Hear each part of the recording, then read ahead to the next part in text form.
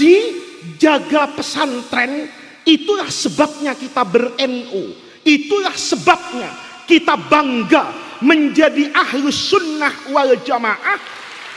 Karena ini penting, sejatinya NU itu alat untuk menjaga ahlus sunnah wal jamaah. Tidak boleh NU memperalat ahlus sunnah wal jamaah untuk organisasinya. Tapi repot ini, ada rekamannya ini Gus ya. Ini kalau viral repot saya ke Jakarta nih. Tapi saya mohon restunya Kiai Huda, ini ilmu panjenengan kan. Jadi nanti kalau banyak yang nanya dari Suriah, Mustasar sampai Tanfidiyah, PBNO, saya minta coba istisyarah sama Kiai Huda. Karena saya dapat ijazahnya ini langsung, kita ber-NU itu ngaji, kita berahli sunnah itu berpesantren. Karena ini sejatinya adalah cita-cita dari semua guru-guru kita. Saya ketika Kiai Huda ngomong kayak gitu, itu saya ingat dengan guru saya. Saya dulu nakal Kiai. Saya kayaknya waktu di asram di Santri Putra sudah cerita lah nakalnya saya. Jadi adik-adik ini bangga. Saya ini, bapak saya ini Kiai. Tapi tidak pernah hatam ngaji kitab tuh saya. Anaknya Kiai Sukron tuh yang tidak pernah hatam ngaji kitab tuh saya. Tapi setiap hataman saya ikut. Jadi saya ini tidak pernah hatam kitab. Kalau hataman dari kecil, saya kemarin di Lirboyo, saya cerita sama Kiai Anwar Mansur itu. Saya cerita masa kecil saya. Itu dulu ya ke Lirboyo setiap hataman, tidak pernah hatam saya. Tapi hataman di Lirboyo saya ikut, mau pulang ke Jakarta, itu diidoni sama Kiai Mahrus. Alhamdulillah, tidak pernah hatam kitab, ikut hataman, saya jadi Kiai. Jadi kalau Anda semua sudah hatam kitab, tidak jadi bunyai dan tidak jadi kiai, itu bahasa Arabnya takdir. Bahasa Indonesianya nasib. Kata Ibnu Athaillah, arih nafsaka minat tadbir. Sudahlah, itu bagian yang sudah dibagi oleh Allah. Saya ingat dengan nasihat Kiai Huda itu betul-betul Kiai. Saya bilang sama santri-santri saya yang ikut saya itu. Saya dengar nasihat Kiai Huda itu kepikiran. Kepikir apa Gus katanya? Kepikir berhenti jadi ketua umum MUI. Betulan. Itu nasihat Kiai Huda loh. Kita kadang-kadang cuma ribut di organisasi. Itu jadi nggak ngajar ya. Kadang-kadang waktunya ngajar diundang rapat. Itu aneh. Jadi kadang-kadang ada banyak hal yang kita korbankan tanpa kita pernah tahu tujuan akhir ini apa. Tapi kalau pesantren, tujuan akhirnya itu pasti hataman. Pesantren itu tujuan utamanya, itu kan menjaga warisan Rasulullah Shallallahu Alaihi Wasallam. Dulu saya nakal, beneran nakal. Ya, orang-orang yang tahu Kiai-Kiai Madura itu tahu nakalnya saya. Ya, kemarin saya di Nurul Jadid itu Kiai Zuhri cerita, Gus, dulu Kiai Sukron itu ceramah di pesantren kami. Tahun 80-an. Oh iya Kiai, waktu itu Kiai Sukron ngajak anaknya, laki, nakalnya luar biasa di pesantren ini. Saya setelah di atas mimbar, saya bilang sama Kiai, Kiai, anak yang nakal itu sekarang Al Mukarram ngasih mauidhah hasanah di Nurul Jadid. Karena nakal saya disekolahin jauh. Di Mesir, saya ketemu guru yang intinya sama dengan apa yang disampaikan oleh Kiai Huda. Bahkan Kiai Huda itu auqa' fin nafsi. Karena mengatakan karomah Mbah Jazuli itu ngaji. Saya punya guru tasawuf. Ngajarnya itu hikam sama ihya. Tapi profil sufi ini berbeda. Kalau ngaji tasawuf, itu biasanya ceritanya tuh karomah yang aneh-aneh. Khawarikul adah yang diajarkan. Beliau enggak. Menarik tasawuf, ihya, hikam, itu kepada dimensi keilmuan yang lain dari Islam. Jadi ngaji hikam tapi ditarik kepada usul fikih. Ngaji hikam tapi selalu patuh pada qawaidut tarjih misalnya yang ada indal mufassirin. Satu ketiga, karena kiai guru saya ini, tidak ada kiai di Mesir, guru saya ini mungkin agak kasyaf. Ngelihat saya itu suka ngaji-ngaji tasawuf. Guru saya itu kepikiran, kayaknya anak ini kepengen jadi wali tukang nyembur orang. Jadi tamunya itu minta disembur, kayaknya begitu. Saya masih ingat itu. Sekitar tahun 1999, berarti hampir 28 tahun yang lalu. Saya diajak ke satu daerah di Mesir yang agak kumuh, namanya Babus Syariah.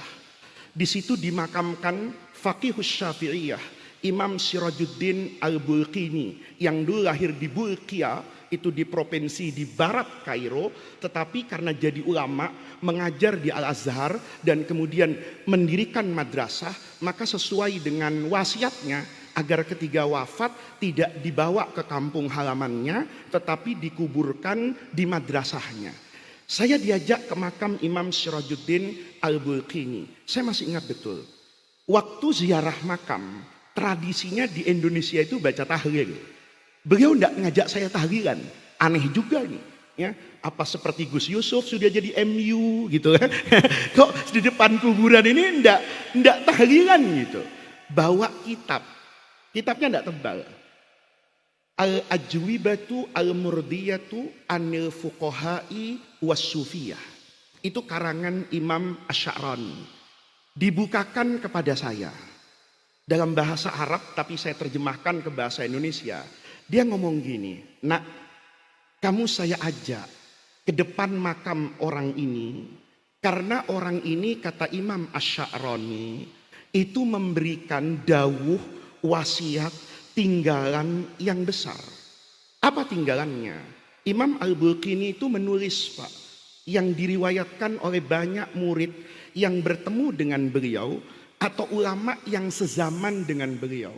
Apa tulisannya? Kata Imam Al-Bulqini Sirajuddin Umar bin Nusair ini, Al-Kinani, ini mengatakan begini. Semoga saya tidak salah mengingat hafalan saya puluhan tahun yang lalu. Inna ma yaftahullahu bihi ala qulubil ulam, ala qulubil fuqaha min istimbatatil masail, itu a'dhamu naf'an mimma yaftahullahu bihi alal awliya minal karomati wal khawarij. Bahwa karya ulama ketika melakukan istimbatul ahkam, mengajar, menjelaskan yang disebutkan di dalam surah An-Nisa, la alimahul ladzina yastambitunahu minhum, kata guru saya, fasammal istimbato ilman. Allah itu menyebutkan bahwa pemahaman kita terhadap agama, ketika ada ayat di Quran, kemudian kita menjadi paham ayat ini karena tafsir, kita menjadi paham makna fikih karena ngaji Fathul Qorib, maka kata beliau itu a'dhamu naf'an, manfaatnya itu jauh lebih besar daripada apa yang Allah berikan kepada orang yang sering disebut wali, kemudian punya khawarikul adah. Saya dulu tidak gitu paham. Ketika guru saya ngajar begitu, beliau cuma bilang begini, li'annal karomat, karena yang namanya karomat wal khawarik itu qasirun, terbatas oleh waktu, zaman, dan komunitas. Sementara istimbatul masail yang itu dilandasi dengan fahmun nusus itu dikatakan muta'addin, itu bermanfaat buat banyak orang. Saya dulu tidak terlalu paham. Ketika guru saya ngomong begitu, ya tidak ada pilihan kecuali sami'na wa ata'na, percaya guru. Saya mulai sekarang ngajinya ngaji syariat. Saya mulai sekarang akan duduk istiqomah dengan guru, itu mengaji seperti yang dilakukan di Pondok Peloso ini, la yazid wa la yanqus. Ia belajar nahwu, ia belajar sharaf, ia belajar balaghah, ia belajar mantik, ia belajar fikih, ia belajar usul fikih, semua ilmu keislaman saya pelajari. Hingga saya kemudian bertemu dengan Prof. Quraisy Shihab. Dalam satu pengajian, satu ilmu yang beliau uraikan, kita dulu manggil beliau itu kebiasaan manggilnya Pak. Jadi orang alim itu tidak pernah peduli dengan sebutan. Kita tidak pernah manggil beliau Habib, kita jarang sekali manggil beliau Profesor, tapi kita biasa manggil Pak. Di satu majelis itu Pak Quraisy bilang gini, ketika membahas tentang Al-Quran. Kata beliau, coba kamu perhatikan, ada perbedaan signifikan antara mukjizat yang Allah berikan kepada semua nabi dan rasul dengan mukjizat yang diberikan kepada Rasulullah. Wala nufarriqu baina ahadim min rusulih. Pada aspek kemuliaannya kita tidak membedakan masing-masing nabi. Nabi Ibrahim itu ya abul anbiya, Nabi Ibrahim itu ya ulul azmi minar rusul, ya nabi, ya semua nabi itu tidak kita bedakan pada kenabian dan kerasulannya. Tapi pada aspek mukjizatnya, kata beliau, kalian tuh harus paham mukjizat apa yang Allah berikan kepada Nabi Musa, mukjizat apa yang Allah berikan kepada Nabi Isa, dan mukjizat apa yang Allah berikan kepada Rasulullah. Kalau nanti kamu mengaku sebagai umatnya Rasulullah, maka mukjizat utama yang harus kamu jaga itu mukjizatnya Rasulullah. Waktu itu saya tanya, mengapa Pak? Sederhana. Mukjizat semua nabi sebelum Rasulullah itu mukjizat hissiyah yang bisa dilihat mata, bisa dirasa oleh kulit, bisa didengar oleh telinga, dan hanya sekedar dengan pandangan lahiriah belaka orang akan kagum. Tapi mukjizatnya Rasulullah itu mukjizat maknawiyah Al-Quran. Tidak akan orang itu memahami ijaz Al-Quran kecuali ngaji di pelosok. Nggak mungkin orang itu bisa paham ijaz Quran kecuali ngaji di Tegalrejo, kecuali ngaji di pesantren, kecuali sekolah. Kenapa? Mukjizatnya maknawi. Saya dikasih ilmu gitu sama guru saya, itu saya suka mikir. Saya pikir-pikir, benar juga ya. Mukjizat Nabi Ibrahim itu kata Imam Sirajuddin Al-Bulqini, qasirun. Itu nanti akan hilang dimakan zaman. Sesuatu yang dulu mengagumkan, seiring dengan perubahan zaman, kemajuan peradaban, maka yang hebat jadi nggak hebat. Contohnya apa? Mukjizat Nabi Ibrahim. Saya ini pengalaman Kiai, ceramah di depan anak SD. Anak SD zaman saya itu sami'na wa ata'na. Anak SD generasi Samsung sama iPhone itu sami'na wa pikir-pikir Pak. Ya, kita ngomong daya kritisnya itu tinggi. Saya masih ingat ceramah di SD itu, yang datang itu anak SD sebenarnya. Karena itu menjelang Idul Adha, maka kepala sekolahnya bilang, Gus, nanti ceramahnya tentang keluarga Nabi Ibrahim ya? Iya. Maka di antara yang saya sampaikan, anak-anakku depan anak SD ini, ya, Nabi Ibrahim itu nabi yang hebat. Kenapa Nabi Ibrahim itu nabi yang hebat? Di antara kehebatannya, Nabi Ibrahim itu tidak mempan dibakar.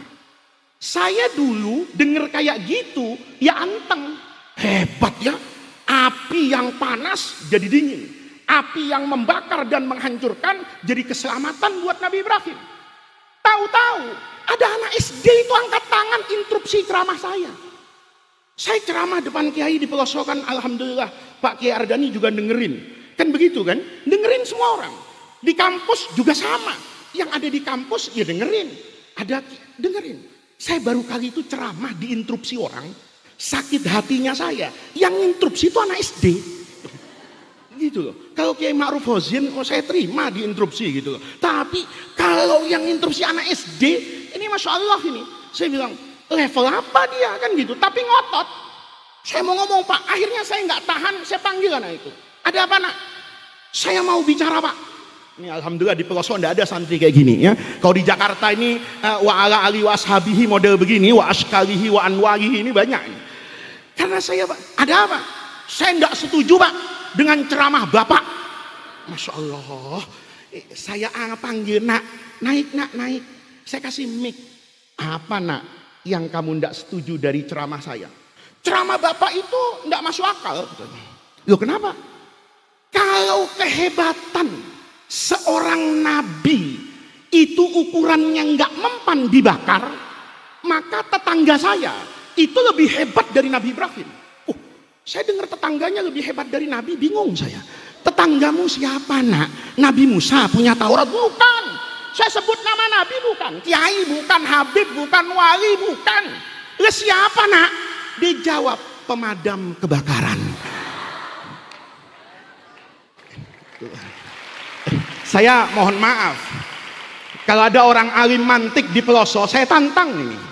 Secara mantik bener anak itu. Iya, makanya saya diem waktu itu. Saya diem. Kalau kata anak Gen Z itu kena mental saya. Ya. Ini ibarat main catur, sekakster bentengnya sekalian diambil, ini mati saya.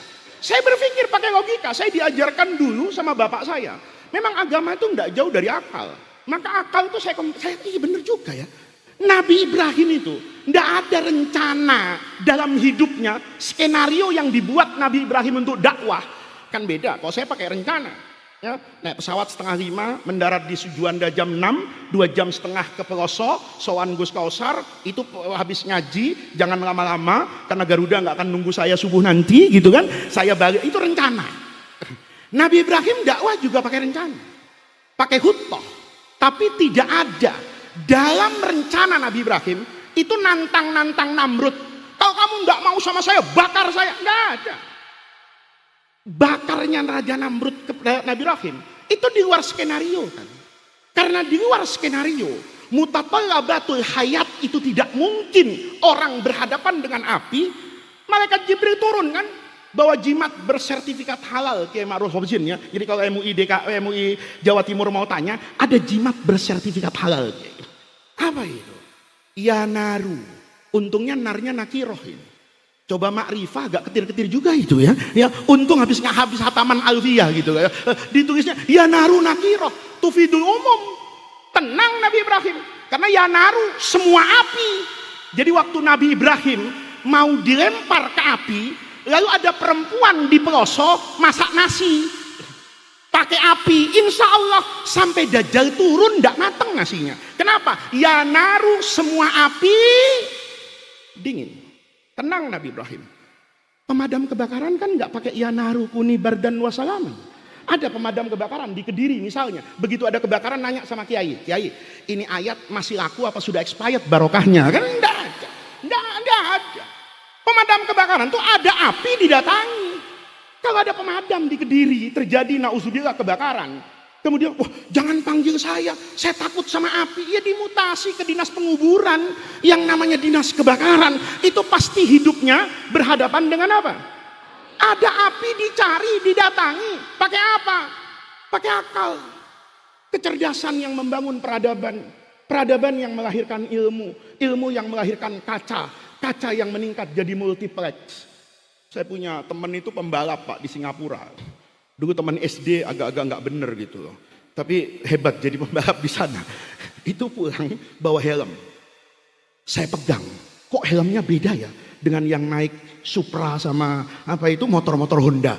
Iki helm apa ini kalau bahasa Jawanya? Kata teman saya, Gus ambil palu. Mau ngapain saya ambil palu? Ini kacanya, pukul pakai palu.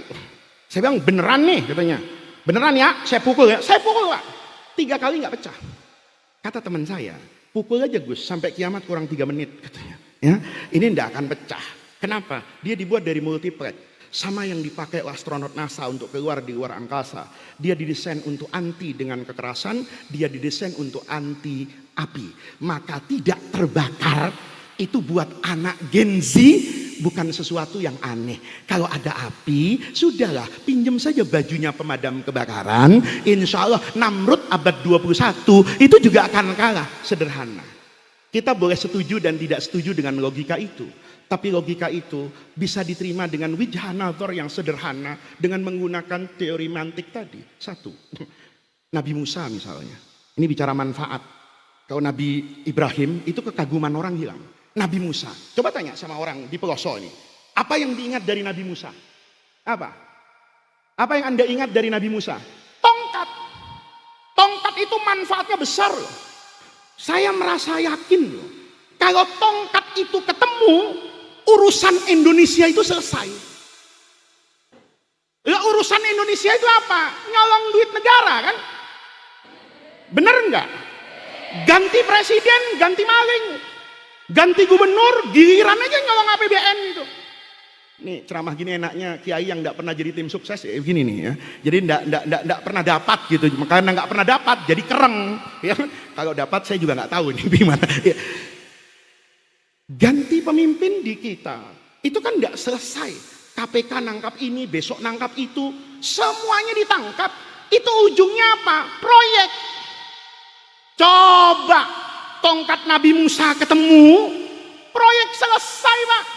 Ya, saya kalau al ulama warasatul anbiya itu, kalau tongkat itu saya warisin sebagai ulama Bani Israel, hidup sampai sekarang, yakin persoalan Indonesia itu selesai.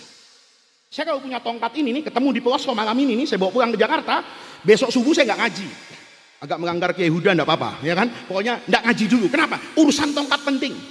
Saya akan ketemu pertama kali sama Ibu Megawati Soekarno Putri. Saya tanya, Bu, Ibu ini masalahnya apa sih dengan Indonesia? Kok sampai sekarang masih suka cemberut, ngomel, sinis gitu loh. Masalahnya apa? Gus, masalah saya itu harga diri. Harga diri apa Bu Mega? Saya ini Gus, tahun 2003 itu memancangkan tiang monorel di Jakarta. Investasinya triliunan. Alhamdulillah sampai sekarang cuma jadi tiangnya.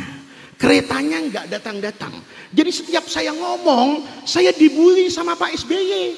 Kata Pak SBY, apa? Sama aja waktu rezim PDIP ada juga kok proyek mangkrak. Kalau tongkat itu ketemu, saya datangi Bu Mega, beres Bu. Masalah Ibu cuma itu. Saya datangi tiang-tiang itu di Kuningan, saya pukul pakai tongkat Nabi Musa, jadi tuh proyek kereta api. Mungkin Sekjen PDIP bukan Hasto, saya kayaknya besok ini ya. Nah, begitu selesai kata Bu Mega, suwun Gus Faiz, terima kasih. Saya enggak pulang Pak. Kemana? Ke Cikeas. Tanya sama Pak SBY. Pak SBY, masalahnya apa sih Pak? Bapak ini masih ribut kanan kiri, mikirin AHY, mikirin ini. Itu loh Gus, proyek Hambalang itu loh. Saya invest triliunan untuk jadi pusat olahraga yang mengagumkan sedunia. Sekarang jadi candi yang berlumut. Tiap saya ngomong, Al-Mukarram Jokowi ke Hambalang selfie. Ya, itu kan nyindir saya. Sudahlah Pak, enggak usah ngomong. Proyek Bapak juga mangkrak. Tongkat itu ketemu, Masya Allah, saya datang ke Hambalang, saya pukul, jadi asrama 10 lantai paling mewah. Mungkin Al-Falah bisa bikin Al-Falah 3 Romo Yai Huda ini ke sana ya. Ya kan, kenapa? Gedungnya bagus. Coba Anda bayangkan, selesai dari situ kata Pak SBY, terima kasih Gus, sudah saya revisi calon presiden Demokrat 2009 jangan AHY lah, Gus Faiz saja. Kenapa? Tongkatnya sakti. Bayangin. Setelah urusan dengan Pak SBY selesai, saya kemana? Ke Solo. Ngapain? Ketemu Al-Mukarram dulu satu nih, ya kan? Pak Jokowi, masalahnya apa? Masalahnya IKN. Oh Basuki enggak pulang-pulang itu saya jadikan ketua IKN. Masalahnya panjang. Saya ke sana, saya pukul, jadi itu IKN. Manfaatnya besar. Dari IKN saya ke Hambalang, telepon dulu call Teddy, Mas, Pak Prabowo ada Mas? Ada apa? Saya mau menyelesaikan urusan Pak Prabowo. Urusan Pak Prabowo itu apa? Makan bergizi gratis. Dapurnya ndak jadi-jadi, ada yang jadi, tahu-tahu ngeracunin orang, kan begitu kan? Nah, masalahnya itu Pak, gampang.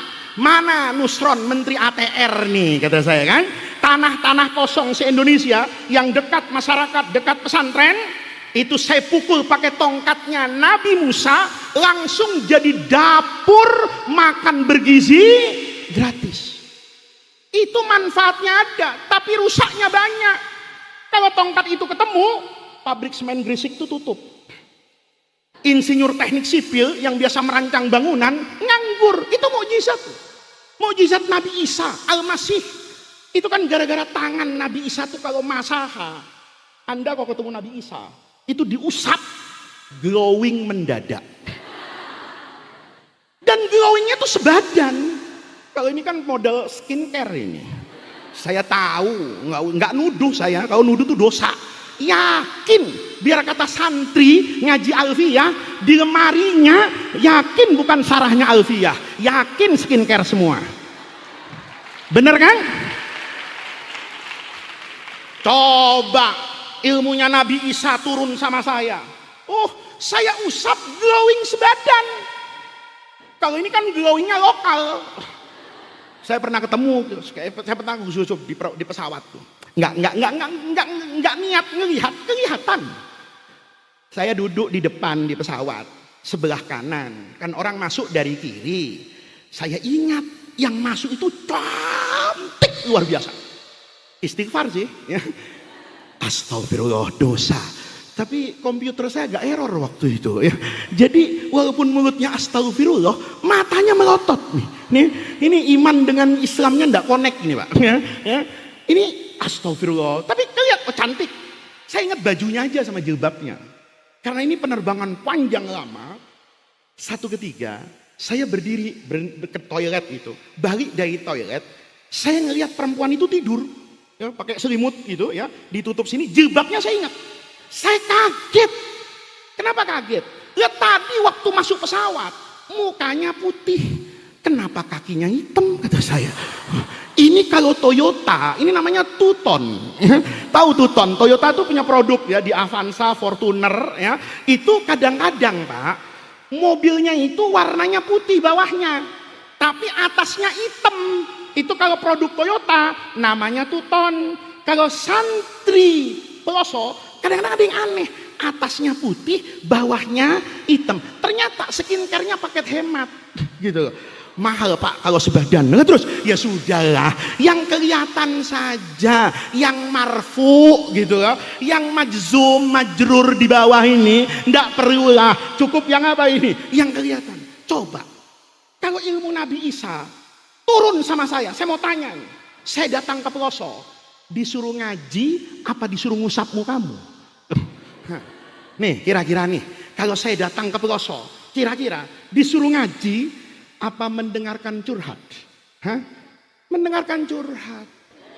Gus, saya ada masalah rumah tangga. Kenapa? Suami saya tergoda janda sebelah. Masalahnya janda sebelah itu umurnya 17. Lah sampean berapa? 45. Ya kan enggak mungkin. Masa iPhone Pro Max 17 mau ngelawan Nokia 3310 kan enggak mungkin gitu lah ya. Enggak makomnya. Lalu tolong usap. Saya usap, cantik mendadak itu manfaatnya ada, tapi manfaat kosir itu. Saya nggak lagi cerita tentang Fathul Qorib, saya tidak lagi cerita tentang lentera ilmu, saya tidak lagi cerita tentang tujuan Rasulullah itu diberi Quran itu bayyina linnas, untuk bayan, untuk ngajar, untuk ilmu. Yang ada saya cuma suruh ngusap orang aja. Saya kaya, tapi besok yang namanya Pons, Citra, kosmetik semua itu bangkrut. Kenapa? Nggak nyari kosmetik, nyari ludah kiai, asal disembuhkan langsung putri Indonesia. Bayangin. Iya kan? Kalau saya ludah saya bisa nyembuhkan semua penyakit.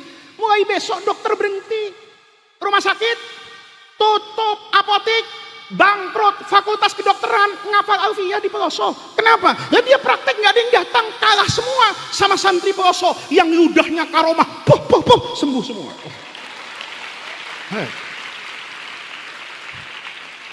Maka sebentar, ini maaf Gus, sampai jam berapa ini? Ini sudah jam 12 lewat. Ini kalau pakai tanggal Indonesia, ini tanggalannya sudah berubah. Jadi saya kali ini ceramah paling lama. Ya, saya berdiri masih tanggal 26, nanti turun tanggal 27. Itu menurut aturan Indonesia. Kalau mau ngundang saya 2 hari itu bukan ngundang, ngontrak gitu ya. Karena kalau dikontrak sinetron kan begitu nih. Sedikit lagi Mbah Yai Huda sudah butuh istirahat, tapi yang paling penting bahwa ini sebetulnya yang ditunggu. Rasulullah dulu mukjizat yang khawarik itu punya. Nabi tangannya pernah keluar air, itu ada. Tapi Anda tahu dan Anda tidak tahu itu tidak masalah. Rasulullah itu kan pernah membelah bulan Pak pada sirah Nabawiyah. Tapi ada orang Islam tahu, ada orang Islam nggak tahu. Karena itu penting nggak penting. Penting Anda tahu sebagai keistimewaan diri Rasulullah. Tapi Anda nggak tahu juga nggak apa-apa. Karena apa manfaatnya Nabi bisa belah bulan sekarang? Kalau Anda sekarang belah bulan, saya malah takut. Kenapa? Kalau Nabi belah bulan, bulannya balik lagi. Kalau Santi Proso, bisanya dibelah bulan, bulannya rusak nanti. Ya kan? Tahu-tahu yang satu jatuh. Wah, kiamat kita. Lihat, apa yang ingin saya katakan? Ngaji itu penting. Ngaji itu penting. Saya hari ini dan mungkin banyak kiai yang seusia dengan saya itu merasakan betul bahwa bisa seperti ini. Itu karena tekun ngaji di pondok. Kalau tekun ngaji di pondok, ini saya mau cerita aja, itu nggak gagap. Gitu. Denger apapun, itu nggak gagap. Karena sejatinya itu semua ada di pesantren, hanya saja kita yang malas mutolaah. Kita yang malas mengulang bacaan ilmu. Kata ibu saya, malas deres ilmu. Akhirnya apa? Kita sering kagum dengan orang lain. Tapi kita lupa bahwa itu sejatinya ada dan bagian dari Islam. Maka dulu guru saya di Mesir itu sering bercanda. Kita ini sering datang ke negeri yang kita tidak melihat orang Islam, tapi melihat Islam. Kita tidak melihat orang Islam, tapi melihat Islam. Sementara kita sering melihat orang Islam, tapi tidak pernah melihat Islam. Apa contohnya? Sederhana Pak. Saya dulu diajak sama Kiai Ma'ruf waktu di majelis ulama itu. Kata Kiai Ma'ruf, kamu masih muda Ngapain Kiai? Pergi ke New Zealand. Ngapain? Lihat teknologi pemotongan sapi yang namanya torak. Kata Kiai Ma'ruf, sapi mereka itu unggul, dagingnya empuk, macam-macam. Saya berangkat ke sana Pak. Mungkin tahun 2000-an lah. Ya, ke pulau yang paling selatan di Christchurch di Selandia Baru itu, saya ngelihat teori pemotongan. Orang non-muslimnya itu begitu bangga bahwa kami negara yang sangat mengedepankan animal welfare, pri kebinatangan. Saya baru tahu kenapa sapi-sapi mereka itu dagingnya empuk, bersih. Itu persoalannya, itu adalah persoalan penghargaan pada aspek kebinatangan. Jadi sapi itu di luar negeri, di Australia, di New Zealand, itu digembalakan tanpa ketemu orang. Jadi ada rumput gitu ya, 5 hektar, itu sapi dibiarkan di situ. Jadi sapinya itu senang karena nggak pernah ketemu dengan problematika hari ini. Kalau yang punya sapi masuk, mukanya ketekuk, kan kita tanya, kenapa? Saya nyalon DPR kalah, sapinya itu kepikiran. Loh, kalau bos saya susah sekarang, nanti jangan-jangan susah kasih makan saya. Jangan ketemu orang. Yang paling mengesankan, itu kalau mau dipotong, nggak pakai orang. Sapi itu digiring dengan satu musik, yang sapi ini paham. Kalau dengar musik ini, masuknya ke sana. Di atas ban berjalan kayak di bandara itu. Masuk, dikasih musik. Saya masih ingat tuh karena Natal ya jinggobel itu yang namanya apa? Sapi-sapi itu. Sapinya tuh seneng ya, mungkin joget-joget begini seneng karena dia tidak tahu mau dipotong. Ya kan? Begitu masuk dijepit itu. Terus di stunning sedikit. Ya tanpa pecah kepala, hanya disuntik sedikit. Cet, maka dia akan kehilangan kesadaran. Sapinya kemudian dimiringkan, dipotong sesuai ketentuan syariah. Mayoritas dari 4 ini terpotong, 2 di kanan, kemudian napas dan tenggorokan saluran makan itu terpotong, maka secara mazhab Syafi'i itu sudah sah. Tapi hebatnya, setelah 10 detik terpotong semua darah ngalir, tangannya itu masuk Pak. Ngambil urat yang paling dalam, disembelih lagi dari dalam. Kemudian sapinya secara otomatis balik, kepalanya di bawah, buntutnya di atas. Maka darahnya keluar, habis. Hanya dalam waktu kurang dari 1 menit, itu sapi kehilangan hidup, bahkan batang tengkoraknya udah mati. Kalau kita kan motong sapi itu, suka walaupun udah dipotong, kadang buntutnya masih gerak-gerak itu. Ya, ini habis betul, darahnya bersih. Ketika dicek di atas itu bersih. Saya kemudian berpikir, ini kan ajaran Islam. Kenapa Islam harus dzabhun? Ada iraqatud dima. Karena aspek kesehatan, aspek baik dan tidak baiknya kualitas daging itu berkaitan dengan iraqatud dima. Maka ketika saya bilang sama bule ini, kalau yang kayak gini saya nggak usah diajarin. Kenapa? Qurannya ada di surah Al-Maidah itu kan anwa. Ada zabihah, ada al-munhaniqah, ada al-mutaraddiyah, ada an-natihah. Itu diharamkan semua dalam Islam. Yang dibolehkan itu kan zabihah, yang darahnya itu keluar secara cepat. Cara motongnya kan kata Rasulullah, innallaha katabal ihsan. Allah itu menyuruh berbuat baik kepada siapapun dan apapun. Kata Nabi bahkan di ujung hadis, kalau kamu memotong hewan, maka baguskanlah cara memotong. Kata Nabi, bukan umat saya yang memotong hewan, satunya dipotong, satunya ngelihat. Lihat. Kita kadang-kadang di kampung, itu motong kambing 2, yang satu dipotong, yang satu suruh ngelihat. Kalau berteriak, yang ada darahnya, diam loh, berisik aja. Sebentar lagi nih, takdir mau tinggal 3 menit, coba lihat.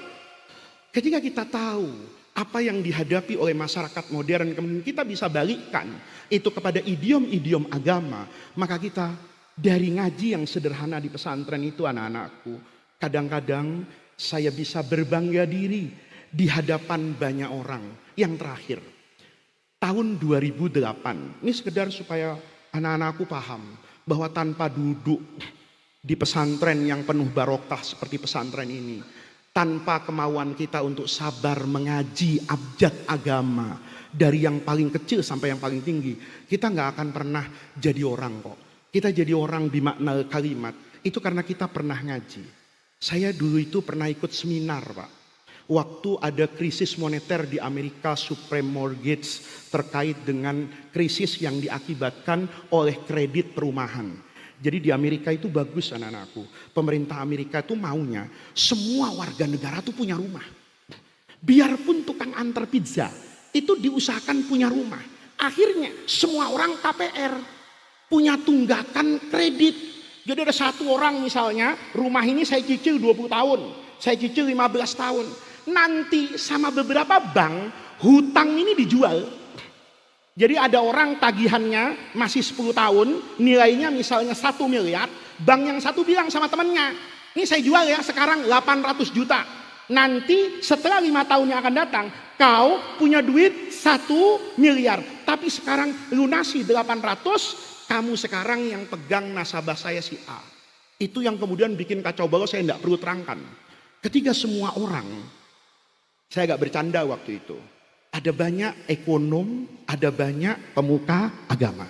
Maka ada pemuka agama yang mengutip perjanjian baru dan perjanjian lama.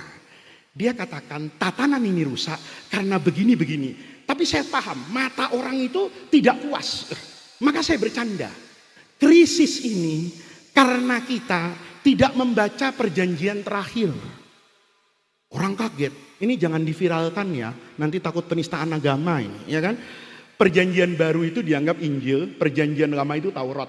Maka orang pahamnya semua Bible jadi satu, itu isinya perjanjian lama dengan perjanjian baru. Saya nyebut perjanjian terakhir, itu ada orang nengok, kitab apa itu perjanjian terakhir?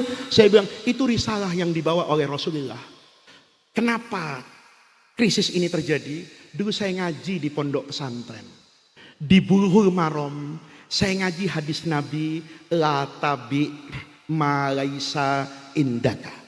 Di Fathul Mu'in, saya ngaji al-buyu al-manhiyu anha.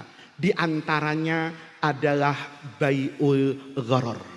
Hanya saja, bukan kritikan, kemampuan saya dulu, itu baca bai'ul gharar, itu contohnya kayak di kitab.